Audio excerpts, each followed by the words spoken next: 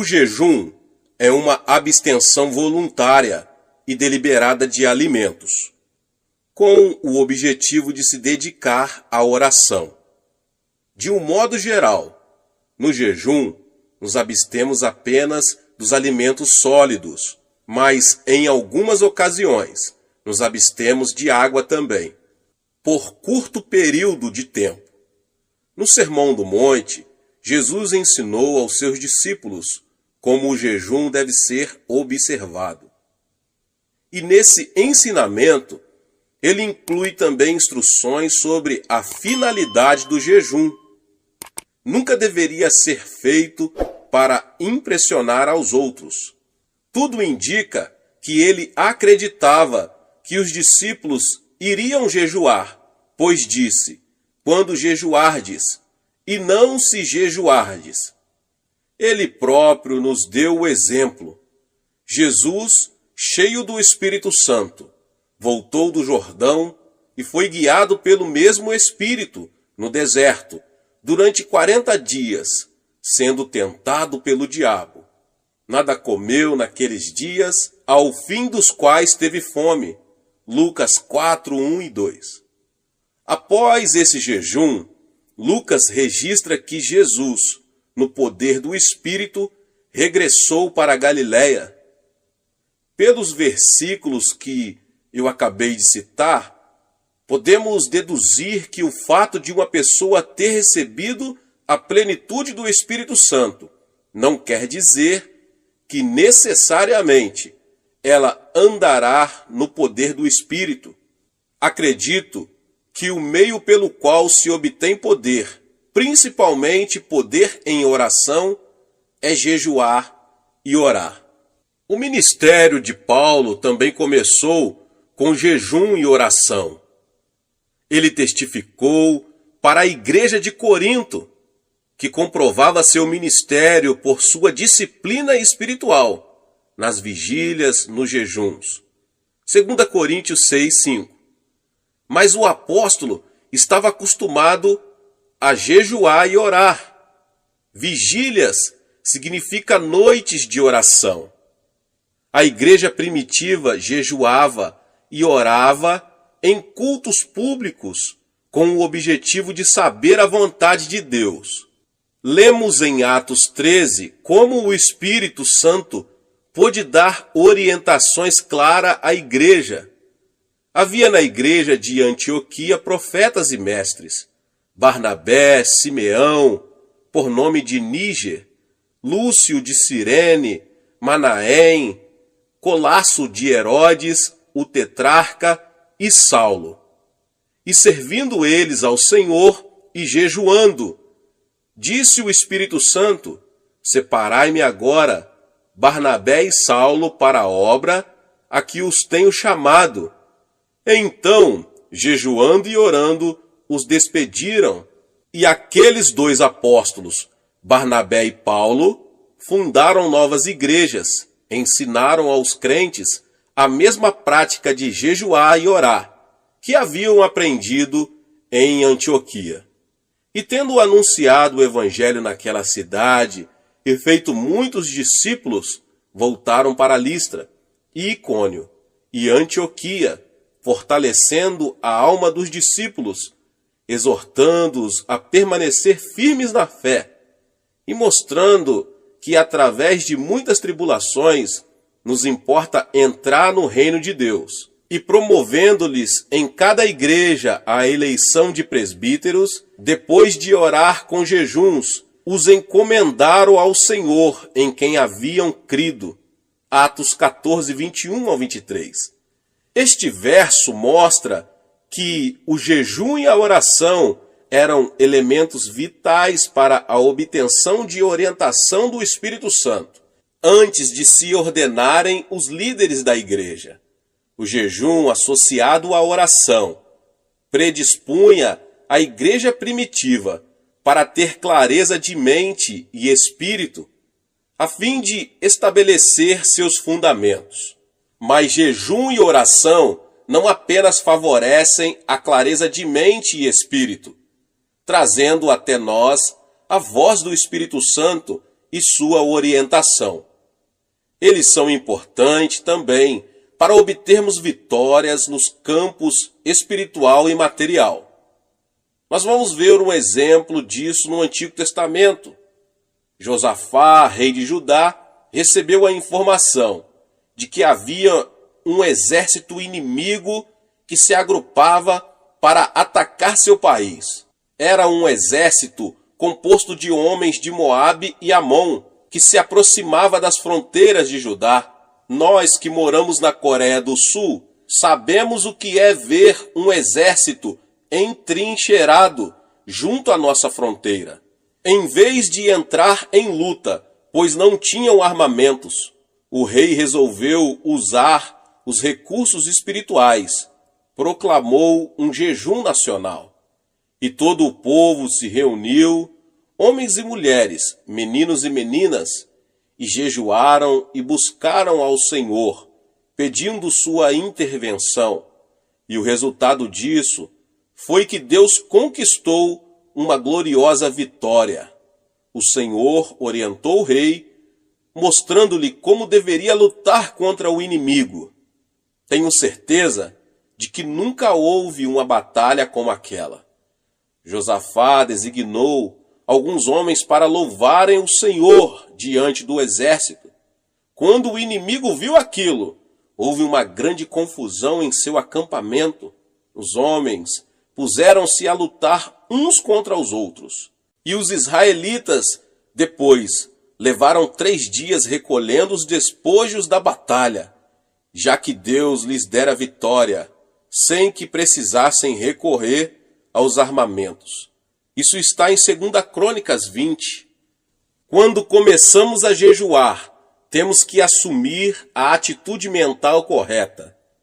Não podemos ver o jejum como uma autopunição, apesar de que, a princípio, nosso corpo possa reclamar. O jejum deve ser encarado como uma maravilhosa oportunidade de nos aproximarmos mais de nosso Senhor e mantermos íntima comunhão com Ele, sem a preocupação de nos alimentarmos. Devemos ver o jejum também como um meio pelo qual nossa oração se torna mais objetiva. Isso fará com que Deus nos ouça e nos abençoe. Quando encaramos o jejum dessa maneira, ele se torna mais fácil. Geralmente, oriento os crentes a começarem com um jejum de 3 dias. Depois que se acostumam a um jejum de 3 dias, eles são capazes de jejuar por um período de 7 dias. Daí, passam para jejuns de 10 dias. Alguns já chegaram a jejuar 40 dias, mas não incentivamos isso com frequência. Através do jejum e oração, o crente se torna mais sensível espiritualmente em relação a Deus e passa a ter mais poder para combater as forças de Satanás. Como é que isso funciona? O desejo pelo alimento é um fator básico em todas as criaturas vivas. É uma das maiores forças motivadoras que atuam em nosso corpo, mesmo antes de nascermos. As criancinhas já nascem com um instinto natural de buscarem o seio materno. Se pudermos associar esse intenso desejo natural a um anseio espiritual de mantermos comunhão com nossa fonte espiritual, o resultado é uma intensidade maior. Esse é o objetivo da oração e jejum. Somando nosso desejo espiritual ao natural, podemos fazer com que a preeminência de nossa oração chegue ao trono de Deus com tanta intensidade que Ele nos ouvirá e atenderá. O anseio espiritual é um fator básico da oração. Agrada-te do Senhor, e Ele satisfará os desejos do teu coração. Salmos 37:4. Por isso vos digo que tudo quanto em oração pedirdes, crede que recebestes, e será assim convosco. Marcos 11:24. Portanto, quanto mais forte for nosso anseio em relação a um pedido, mais eficiente será a nossa oração. Na minha experiência pessoal, não percebo nenhuma mudança significativa no organismo no primeiro dia de jejum. No segundo, porém, a fome aumenta bastante. No terceiro e quarto dias, o organismo já começa a exigir alimento. E aí começamos a sentir todos os efeitos físicos da abstinência. Após o quinto e o sexto dia, o organismo já se ajusta à nova circunstância e nos sentimos melhor. O que acontece é que o corpo passa a queimar as reservas de gordura que possui. Após o sétimo dia, a fome desaparece, embora o corpo já esteja bem mais fraco. Contudo, obtemos uma clareza de mente e uma liberdade em oração bastante incomum. Quando jejuamos, Deus vê nossa sinceridade em nos humilharmos voluntariamente e atende a ela. Na medida em que um indivíduo, cidade ou nação deliberadamente se humilham e afligem a alma, Deus libera sua misericórdia e graça. Como vemos em muitos exemplos do Antigo Testamento, Deus lutou pelo povo e Israel, sempre que este se humilhou diante dele. Satanás está sempre querendo nos atingir. Quando sucumbimos frente aos nossos desejos carnais, ele não pode vencer a barreira de proteção que é o sangue de Cristo, mas podemos dar-lhe acesso à nossa pessoa quando pecamos. Paulo diz que Satanás é o príncipe da potestade do ar, ou da atmosfera que circunda a terra.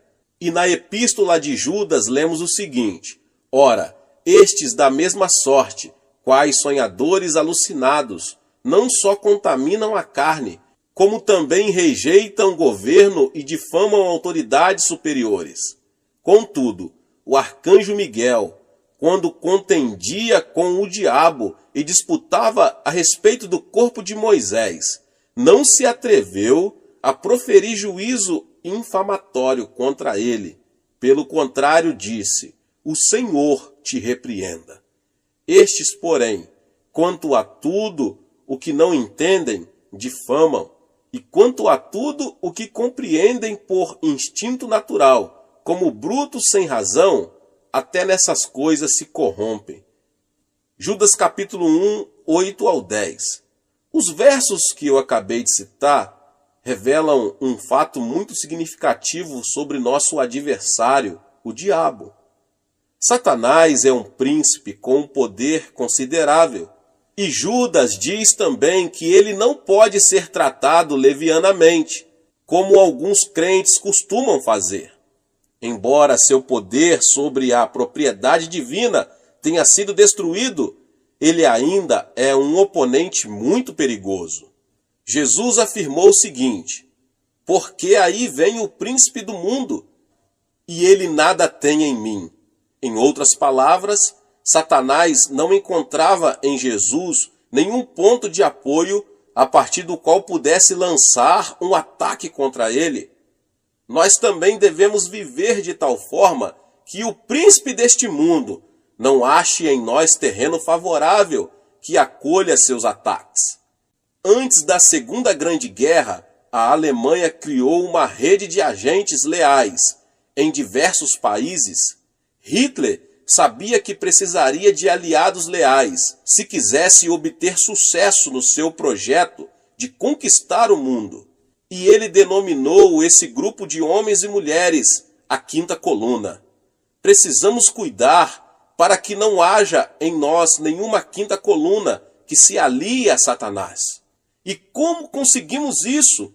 Pela oração e jejum. Pela oração e jejum, podemos concentrar o poder da oração, dirigindo-o contra nossas concupiscências, a cobiça da carne, a cobiça dos olhos e a soberba da vida. Assim poderemos ter uma vida santa e pura diante de Deus. Pela oração e jejum, podemos ver destruída essa cabeça de ponta de Satanás, a que me referi com a quinta coluna. Então, quando vier o príncipe deste mundo, não achará lugar em nós. O resultado prático do jejum e oração será a manifestação em nossa vida de uma religião verdadeira e sem mácula. Porventura, não é este o jejum que escolhi?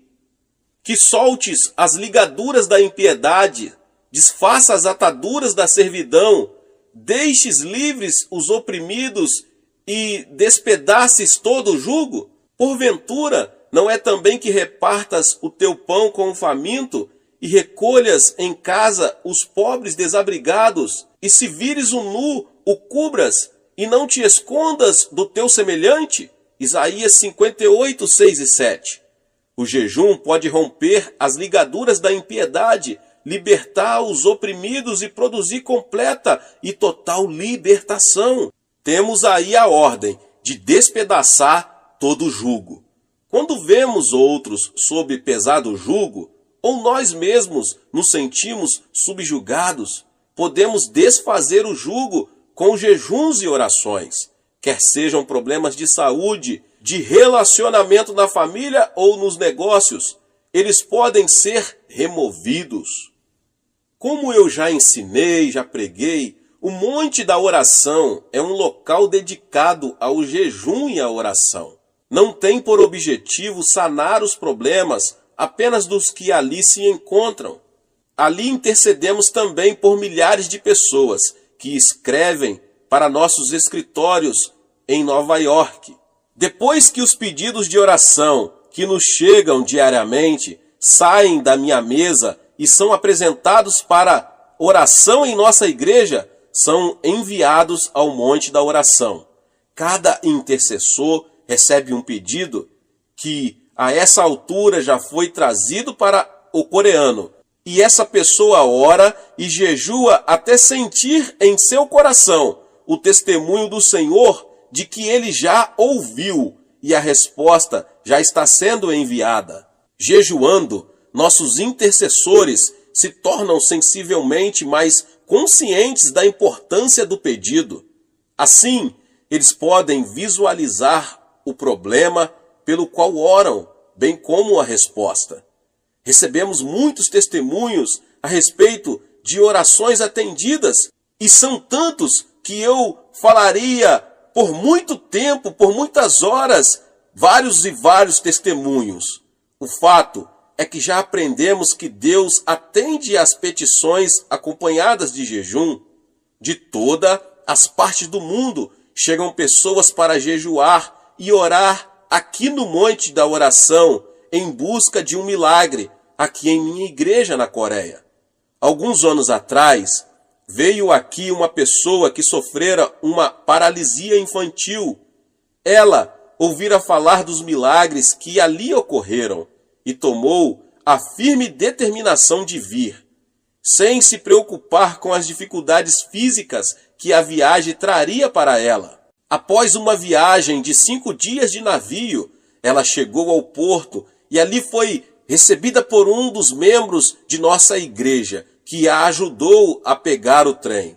E essa pessoa, uma jovem de 23 anos, chegou com a esperança de voltar a caminhar. Sob o ponto de vista das circunstâncias naturais, isso era impossível, meus irmãos e irmãs. Ela ficara aleijada aos 3 anos de idade. Mas com Deus, todas as coisas são possíveis, glória a Deus. Assim que chegou, ela começou a edificar sua fé pela leitura da palavra de Deus, procurando ali todas as suas promessas. Como estava com a intenção de ficar aqui 3 meses, separou 2 dias da semana para jejuar. Durante o tempo que passou aqui, ficou muito impressionada com os testemunhos, e cada vez que ouvia alguém dando testemunhos do poder miraculoso de Deus, sua fé aumentava. Passou-se 1 mês e não havia o menor sinal de cura. Suas pernas ainda estavam deformadas pela paralisia, com que já estava tão acostumada a conviver. No 2º mês, ela se sentiu renovada no espírito e na alma, mas o corpo ainda não havia sofrido nenhuma transformação. Mas durante o 3º mês começou a ocorrer um fato estranho. Ela começou, depois de muitos anos sem nenhuma sensação, a tê-la nas pernas. Na esperança de ver ali o milagre, ela gritou: "Ajudem-me a levantar-me! Por favor, alguém me ajude a me pôr de pé. Sinto que já estou curada." Vendo suas lágrimas e percebendo como estava emocionada, alguns membros de nossa igreja alegremente vieram segurá-la pelos braços e a colocaram de pé. Contudo, ela ainda estava sem força nas pernas para firmar, embora já tivesse o sangue circulando por suas artérias e veias. Sem revelar o menor sinal de desapontamento, ela se sentou novamente e continuou a orar. Sabia que seria necessário um milagre de criação para que suas pernas atrofiadas pudessem voltar a funcionar. Então, pacientemente, ela se pôs a esperar e continuou a jejuar e a orar. Encerraram-se os 3 meses e ela foi embora ainda numa cadeira de rodas. Mas algo acontecera em seu coração. Ela sabia que estava curada. Passaram vários meses e um dia recebi uma belíssima carta dela. Dr. Cho, escreveu ela, agora já posso caminhar. Ainda estou mancando um pouquinho, mas consigo andar. Acredito que até isso irá desaparecer em breve, afirmava ela com uma fé firme. Esse é apenas um dos muitos milagres que aconteceram no Monte da Oração. Mas isso quer dizer que todas as pessoas que orarem e jejuarem no Monte da Oração ficarão curadas? Evidentemente, a cura não é tão simples assim. Algumas pessoas são curadas imediatamente, enquanto outras levam algum tempo para isso. Mas já descobri que quando uma pessoa tem grande dificuldade para ser curada, muitas vezes está abrigando rancor no coração. Porque se perdoardes aos homens as suas ofensas, também vosso Pai Celeste vos perdoará. Se, porém, não perdoardes aos homens as suas ofensas, tampouco vosso Pai vos perdoará as vossas ofensas. Mateus 6, 14 e 15. Muitas pessoas têm sido prejudicadas por familiares, sócios ou amigos e buscam justiça, como acreditam que a justiça deve ser buscada. E se não for feita justiça dentro dessas circunstâncias, elas se tornam amarguradas e cheias de ódio. Muitos desses indivíduos podem ter sintomas físicos que podem ser diretamente relacionados com essa atitude de rancor. Eles criam uma raiz de amargura que produz toxinas que passam ao seu organismo e assim começam a sofrer distúrbios mentais e físicos. Disse-me certa vez uma senhora a quem mencionei o que acabo de explicar. Meu marido é o culpado. Eu o detesto. Está bem, irmã, repliquei, mas é a senhora quem está sofrendo e ficando aleijada com essa artrite. Quando somos prejudicados de uma forma ou de outra, temos que perdoar. Mesmo que nosso ofensor não nos peça perdão, precisamos perdoar-lhe. Jesus é o exemplo perfeito desse fato. Quando ele estava pregado na cruz, ninguém lhe pediu perdão. Pelo contrário, eles estavam zombando dele e o atormentando, mas ele disse: Pai, perdoa-lhes. Portanto, o perdão não é um ato opcional, é um mandamento. Não é uma ação que praticamos ocasionalmente, é a maneira como vivemos diariamente. Quando perdoamos a uma pessoa que nos causou algum mal, estamos permitindo que o Espírito Santo coloque convicção de erro naquele que nos prejudicou. Nada escapa aos olhos de nosso Pai Celeste. Ele conhece todas as intenções, as motivações do coração. O Espírito Santo pode convencer de pecado, da justiça e do juízo. Bem, voltamos à história que eu acabei de dizer sobre a senhora. Aquela senhora que estava em meu gabinete era casada havia vários anos. O marido a abandonara e vivia com outra mulher. E essa irmã estava passando por sérias dificuldades, pois tivera que assumir o sustento dos filhos. Agora estava ali querendo cura para a sua paralisia. O Espírito Santo orientou-me para que lhe perguntasse: a senhora já perdoou o seu marido? Não, não posso. Eu o detesto, respondeu chorando, sem conseguir controlar as lágrimas. Mas a senhora tem de perdoar-lhe, continuei. Assim seu coração ficará livre dessa amargura que está impedindo que seja curada, e liberará o Espírito Santo para que opere na vida dele. Instantes depois, ela resolveu perdoar-lhe e voltar ao monte da oração para jejuar e orar. No domingo seguinte, após um de nossos cultos, ouvi alguém bater à minha porta. Convidei a pessoa para entrar e vi um homem de aparência muito séria, acompanhado de uma senhora. Pastor, disse ela, este é meu marido, por quem temos estado orando. A mulher mal conseguia conter as lágrimas ao virar-se para ele e dizer: conte ao pastor o que aconteceu. Pastor Cho, disse ele, será que Deus poderá perdoar-me? Sou um grande pecador. Em seguida, ele narrou o que se passara. Há uma semana comecei a ter uma profunda sensação de culpa quando estava em casa com outra mulher. Não conseguia suportar a pressão interior que sentia.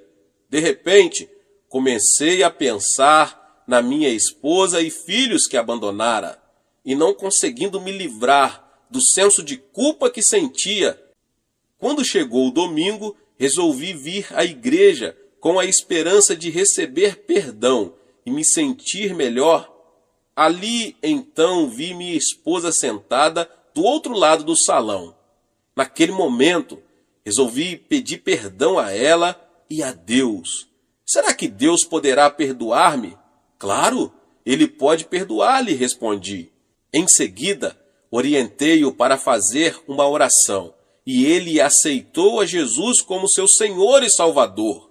Que alegria maravilhosa ver aqueles dois novamente unidos em Cristo Jesus.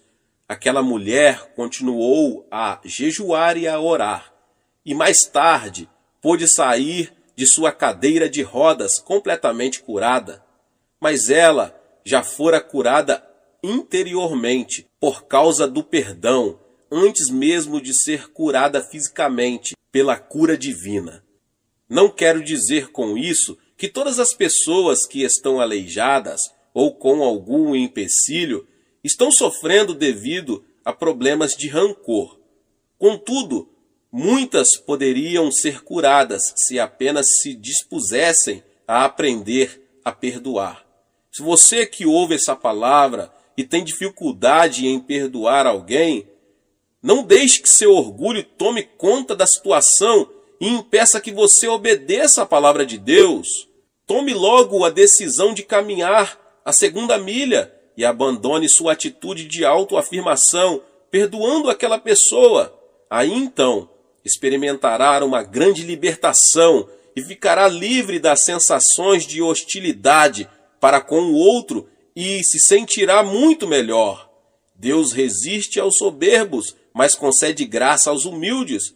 Portanto, se percebe que não está gozando da graça de Deus com abundância em sua vida, pode ser que esteja se firmando mais em seu orgulho do que na graça do Senhor.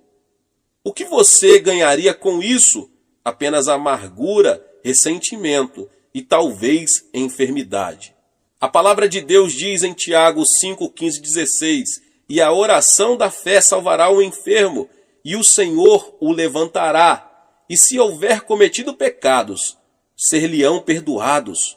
Confessai, pois, os vossos pecados uns aos outros, e orai uns pelos outros para serdes curados. Hoje em dia, os psicólogos, médicos e psiquiatras afirmam que a atitude mental de seus pacientes tem um peso muito grande na cura deles. Essa é a hora em que a igreja, o corpo de Jesus Cristo, deve ser curada. A atitude de Deus está explícita na terceira carta de João. Amado, acima de tudo faço votos por sua prosperidade e saúde, assim como é próspera a sua alma. O segredo para obter prosperidade espiritual e material está relacionado com a prosperidade da alma, obtida pelo perdão. Assim vemos que o jejum e a oração, somados a um espírito de perdão, resultarão em melhores condições de saúde para a igreja. Desse modo, esse veículo que Deus escolheu para trazer o avivamento ao mundo se tornará um instrumento útil e saudável nas mãos do Espírito Santo. Neste final do século XX, nós nos encontramos diante de um grande desafio e também de uma grande oportunidade. O de que precisamos é pessoas mais consagradas, mais dispostas a perdoar, sacrificar-se, a obedecer a Deus e a comprometer-se profundamente com Deus.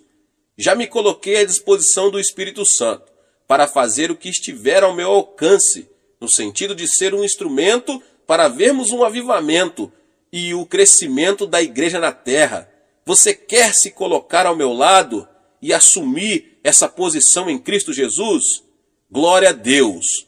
Aleluia! Você será tremendamente abençoado e todos os que tiverem ao seu redor, sua cidade, sua igreja, sua família, serão também tremendamente abençoados pela sua decisão de buscar o Senhor. Aleluia. Deus abençoe sua vida. Glória a Deus. Se você chegou aqui pela primeira vez e ainda não é inscrito no canal, se inscreva no canal, ative o sininho das notificações para você não perder todos os vídeos que são postados aqui no canal. Deixe também o seu like e não esqueça de compartilhar com mais pessoas esta palavra. Nos vemos nos próximos vídeos. Amém!